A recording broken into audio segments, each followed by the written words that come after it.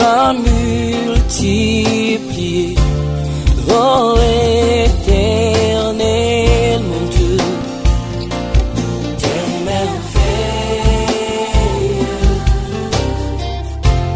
et tes bienfaits à notre faveur. Nul n'est comme toi. Ensemble. Si j'avais faim, je ne vous dirais pas. Frères, les sacrifices, les alliances, les offrandes, tout ce que nous faisons là, nous les donnons pour nous. Chaque fois, écoutez-moi bien, chaque fois que tu touches dans ta peau, on va donner maintenant à Dieu. Tu rassembles quelque chose à la poche. Et puis le panier passe, tu mets dedans. Tu n'es pas en train de mettre dedans pour Dieu, tu mets dedans pour toi. Parce que le bénéficiaire, c'est toi. Si tu mets bien, qui bénéficie bien? C'est toi. Si tu mets mal, qui bénéficie mal? C'est toi. Parfois, les gens donnent à Dieu comme si ils avaient pitié de Dieu. Il faut naza 100 dollars taipatia Mungu. Je ni kunaona pasteri masiku veste yake ilishachuye. Unapatia Mungu. Hey. Tu donnes à moi?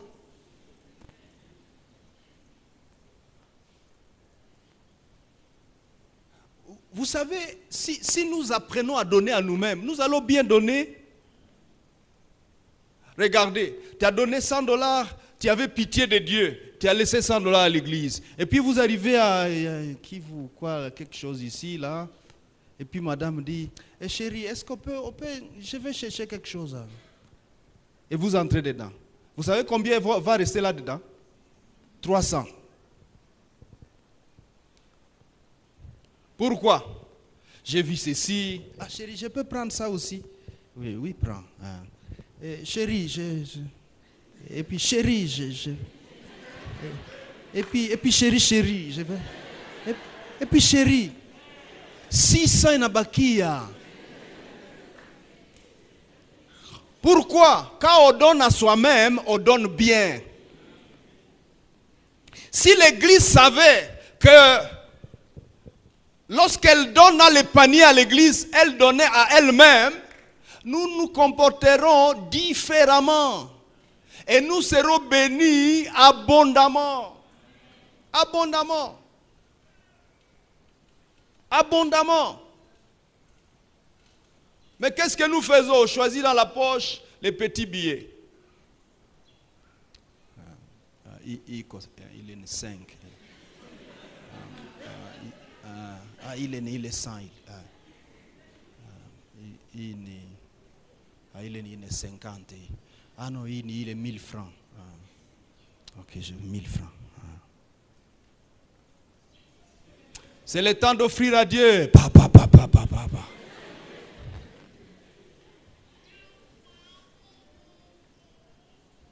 Tu roules qui? Toi-même. Et puis on s'étonne qu'on n'est pas béni. On s'étonne qu'on espérait beaucoup, mais on reçoit peu. Vous ne recevez pas peu parce que Dieu ne veut pas vous donner beaucoup. Vous recevez peu parce que vous avez voulu recevoir peu. Les jours où vous comprendrez que c'est de cette façon-là qu'on accroît, on accroît ses revenus, sa bénédiction, alors vous donnerez avec beaucoup de libéralité.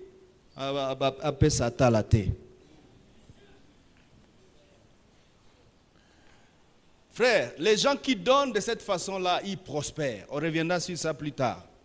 J'ai parlé de la première source de connaissance, la parole de Dieu. Alléluia. Dans Éphésiens 3, 3 et 4, il est dit, c'est par révélation que j'ai eu la connaissance du mystère sur lequel je viens d'écrire par peu de mots. La révélation, la connaissance, l'information que nous recevons, plus nous la méditons, elle devient une révélation. En d'autres termes, elle passe du niveau d'information vague au niveau de devenir une substance. Quelle est la définition de la foi?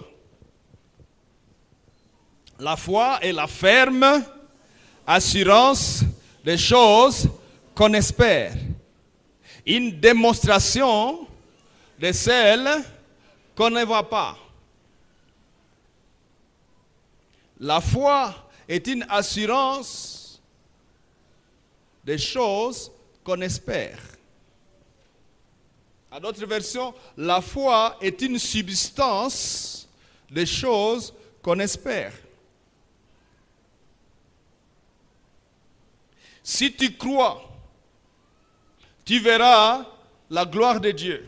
Jésus dit à une femme, qu'il te soit fait selon ta foi. En d'autres termes, qu'il te soit fait selon la ferme assurance des choses que tu espères et la démonstration que tu fais de celles que tu ne vois pas.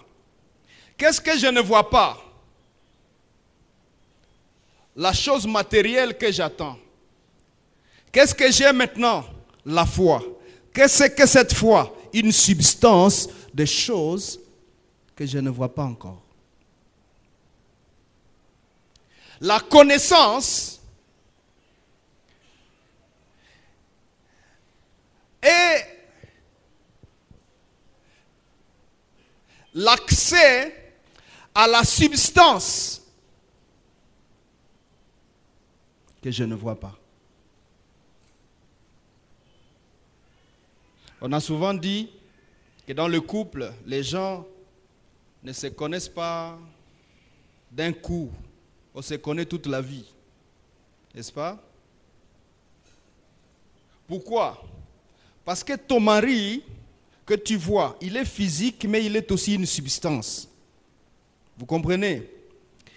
La substance de ton mari, tu le comprendras ou tu le connaîtras au fur et à mesure que tu médites sur ton mari.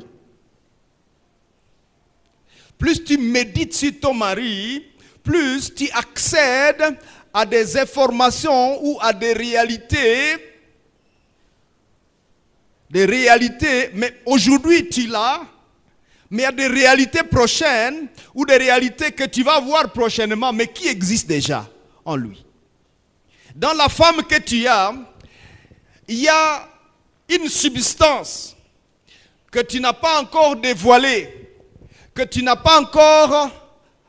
n'as pas encore accédé. Mais à la longue, tu seras en train de vivre les réalités, mais que tu avais déjà comme épouse. Je me fais comprendre. Alors la connaissance, c'est l'accès ou la connexion à cette substance qui permet à activer la foi que cette substance deviendra une réalité.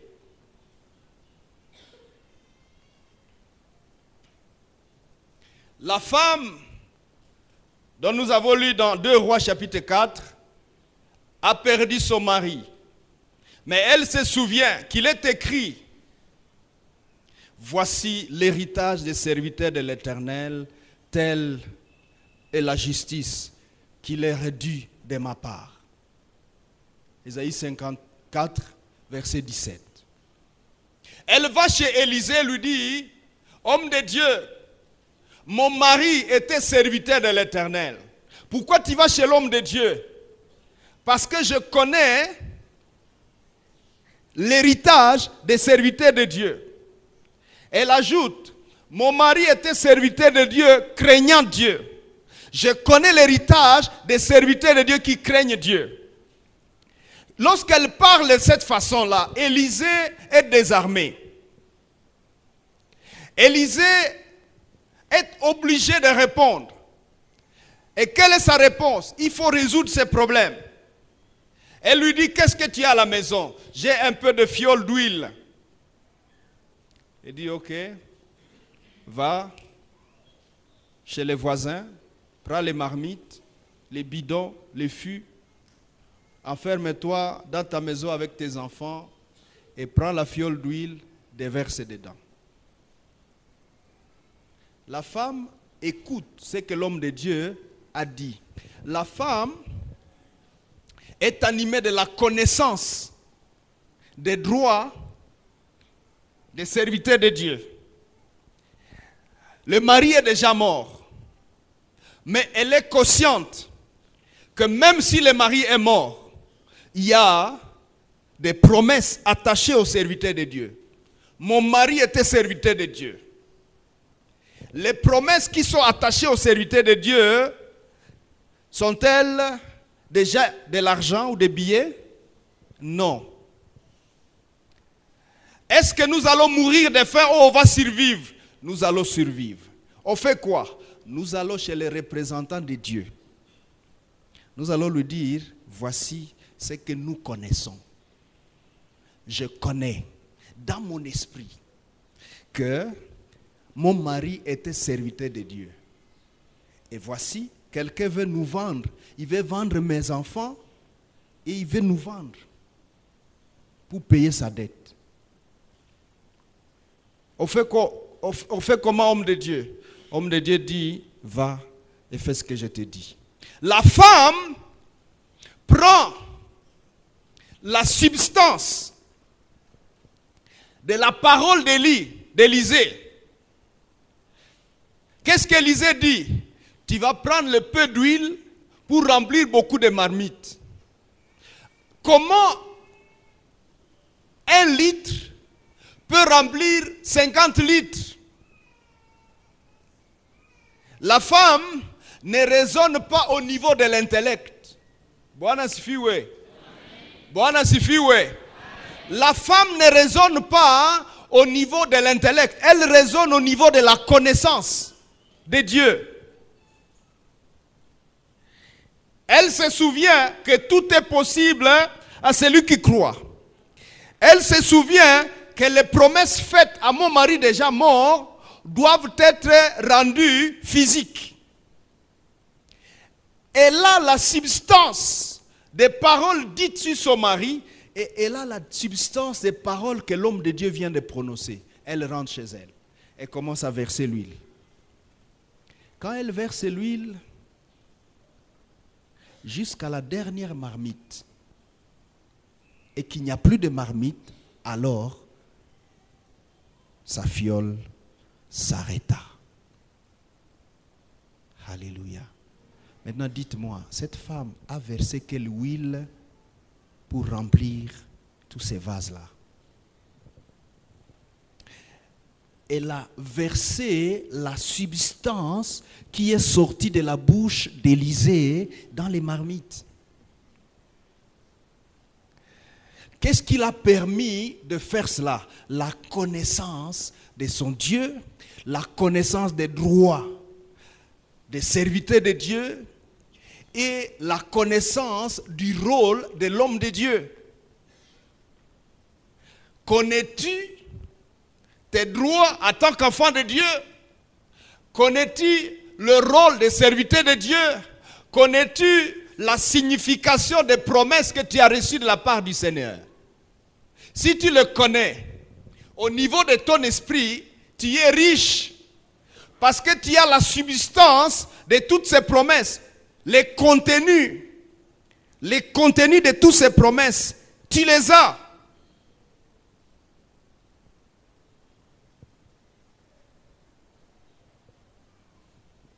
Allô? Et c'est à partir de la connaissance que la foi est activée. Bwana sifiwe.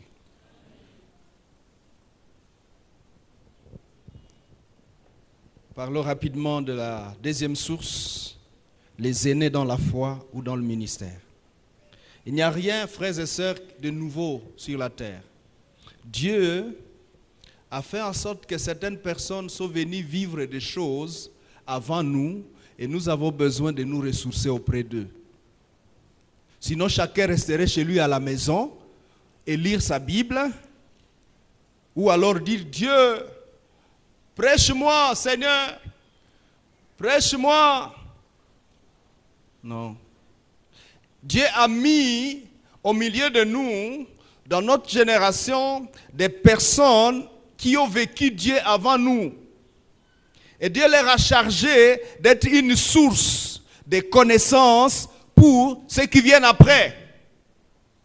Notre société qui est tellement noyée dans l'esprit d'indépendance ne veut pas entendre ça.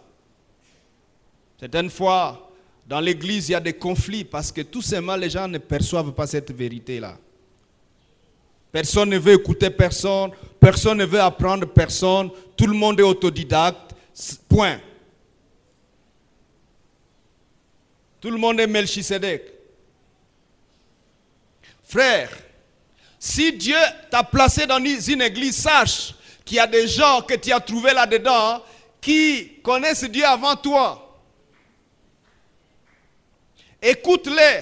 Ils sont pour toi une source de connaissance de Dieu.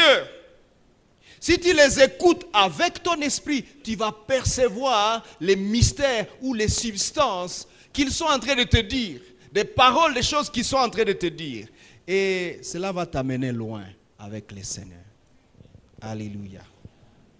Voyez dans 1 Samuel 3, 7 à 10, c'est l'histoire de petit Samuel qui attend pour la première fois Dieu parler et il va chez Élie.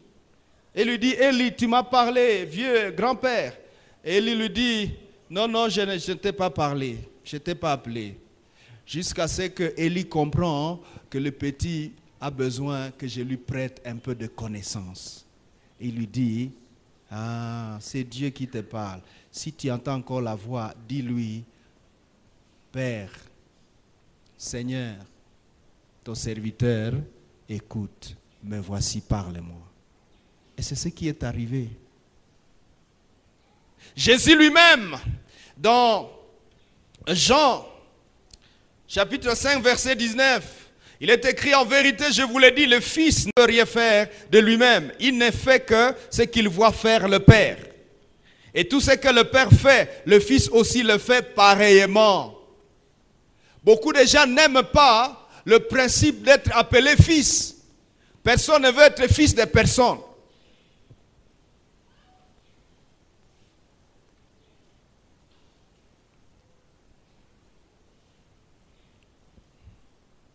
Tu ne veux pas être fils de quelqu'un?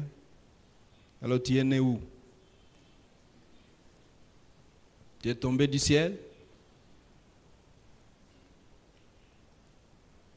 Vous savez, Timothée, que Paul appelle mon fils légitime, ce n'est pas Paul qui l'avait amené au Seigneur. C'est sa mère. Mais Timothée est devenu fils légitime de Paul. Alléluia. Et Timothée a appris de Paul. Paul lui-même, la Bible dit, il était disciple de Gamaliel. Il se mettait au pied de Gamaliel. Jusqu'à ce que Jésus l'a rencontré, lui a dit, viens ici. Tu es en train de persécuter l'église. C'est fini. Jésus, fils de Dieu, dit, je ne fais rien que je n'ai vu mon Père faire. L'église d'aujourd'hui, des derniers temps, lorsqu'elle va comprendre ce mystère de la filiation, les églises vont rester stables et les divisions inutiles vont s'arrêter. Pourquoi des églises se divisent? Personne ne veut être fils de personne. Nous sommes tous pères ici. Nous ne parle. Nous sommes fils. Nous sommes pères, nous tous. Ok, comme nous sommes tous pères, c'est ce qui se passe. Mais regardez dans certains continents, je vois l'Asie avec Yongisho et les autres, même en Afrique maintenant, les églises qui ont compris ce mystère de la filiation, elles restent stables à vie. Elles restent stables. Bon, je prie que quelqu'un à l'arche comprenne cela et qu'il connaisse cela, qu'il accède à cette connaissance. Troisième source de la connaissance, la nature. Dans 1 Corinthiens 11, 14, il dit, la nature elle-même ne nous enseigne-t-elle pas? La nature est source de connaissances également. Il est dit dans le psaume 150, verset 2, verset 1, louez Dieu dans l'étendue où éclate sa puissance. La puissance de Dieu éclate pour nous communiquer la connaissance de Dieu. Mais nous la puisons où? Dans la nature, dans l'étendue où éclate la puissance. Et à Goma, nous avons Niragongo, nous avons le gaz, et nous vivons là-dedans, au milieu. On est bien entouré, parce que tous ces voisins, on peut les rentabiliser. Niragongo fertilise, et le gaz nous donne l'énergie et le courant. Alléluia. Quatrième source de connaissance, l'onction. Il est écrit dans 1 Jean 2, 20. Pour vous, vous avez reçu l'onction de la part de celui qui est saint. Et vous avez tous de la connaissance. Vous avez tous de la connaissance. Vous l'avez eu où? Au travers de l'onction. Et le verset 27 dit, pour vous, l'onction que vous avez reçue de lui demeure en vous. Et vous n'avez pas besoin qu'on vous enseigne.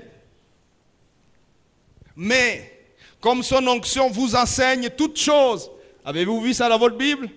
Son onction vous enseigne toutes choses. Son onction vous offre la connaissance de toutes choses. Quand vous êtes loin, vous avez accès à la connaissance. Comment y accéder? Recherchez l'onction. Et nous allons parler de cela plus tard. Nous avons dit, venez aux sources de l'onction. Bwana sifiwe. Lorsque vous avez l'onction, vous avez la connaissance. En fait, l'onction vous facilite de connaître. L'onction du Saint-Esprit est esprit et vous donne accès aux choses qui sont dans la dimension de l'esprit. Et donc vous pouvez connaître au niveau de l'esprit ce qui est au niveau de l'esprit et fonctionner dans la dimension de l'esprit. L'esprit et la puissance d'Élie va être évident lorsque la connaissance, vous l'avez et elle vous propulse dans la dimension de l'esprit. L'onction du Saint-Esprit nous donne la connaissance. Ananias et Saphira font face à l'onction qui donne la connaissance à Pierre. Et Pierre pose la question à Ananias et dit, pourquoi montez-vous à l'Esprit de Dieu? Oh non, c'est tout ce que nous avons vendu vraiment. Et Ananias tombe, mort. L'onction donne accès à la connaissance surnaturelle. Alléluia. Les conséquences de la connaissance, c'est que elle est tremblante de la foi. La connaissance, elle ouvre la voie au salut. La connaissance, elle éclaire notre vie. La connaissance nous ouvre de grands horizons. Il est bon de marcher avec quelqu'un qui connaît que de marcher avec quelqu'un qui ne connaît pas. Lèvons-nous, on va prier.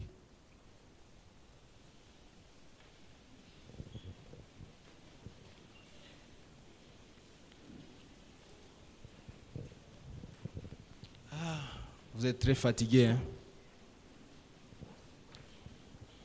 La connaissance. Venez aux sources de la connaissance. Buvez à la parole de Dieu. Buvez dans le message de la nature. Buvez dans l'onction. Quelqu'un peut-il commencer à prier? Dites, Seigneur, je viens aux sources. Seigneur, je viens aux sources. Seigneur, je viens aux sources. Je viens boire à la connaissance. Ma connaissance doit être rafraîchie, abreuvée. Je vais devenir une source de connaissance pour les autres qui viendront après moi. Pour les autres qui sont autour de moi. Je veux devenir une source. Une source, je veux devenir une source. Je vais devenir une source. Alléluia. Alléluia. Alléluia. Alléluia. Tu veux boire à la source de la connaissance, vas-y. Bois à la source. Tu auras besoin de méditer la parole. Tu auras besoin d'être plus attentif aux choses que la nature te présente. Tu auras besoin de rechercher l'onction du Saint-Esprit afin que tu connaisses dans la dimension de l'Esprit.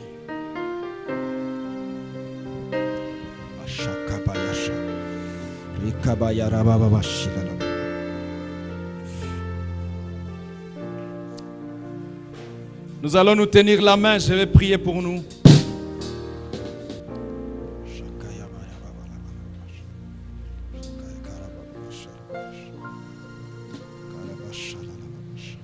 Père Céleste, tu nous as entraînés dans ces torrents pour boire. Nous venons à toi, la source principale. Avec nos cœurs assoiffés, nos esprits desséchés, nous ne connaissons pas, Seigneur. Mais tu veux nous montrer par quoi nous allons nous abreuver. Abreuver notre connaissance. Je prie au nom de Jésus-Christ que tu libères l'esprit de chacun d'entre nous pour accéder à la connaissance. Désormais, quand nous ouvrirons la Bible, que ta connaissance soit accessible. Quand nous écouterons la parole, que ta connaissance soit accessible. Quand nous rechercherons l'onction, que ta connaissance coule à flot. Quand nous regarderons la nature, que tu nous donnes accès à la connaissance de Dieu. Merci Saint-Esprit. Fais-le. Et que personne ne sorte de ces lieux tel qu'il est venu. Mais que la révolution dans la connaissance soit notre partage à tous. Au nom de Jésus, nous prions. Amen.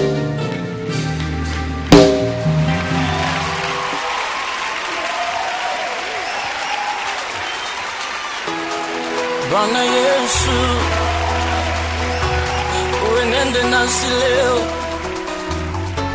enenda nasi Bwana, tuwe wako.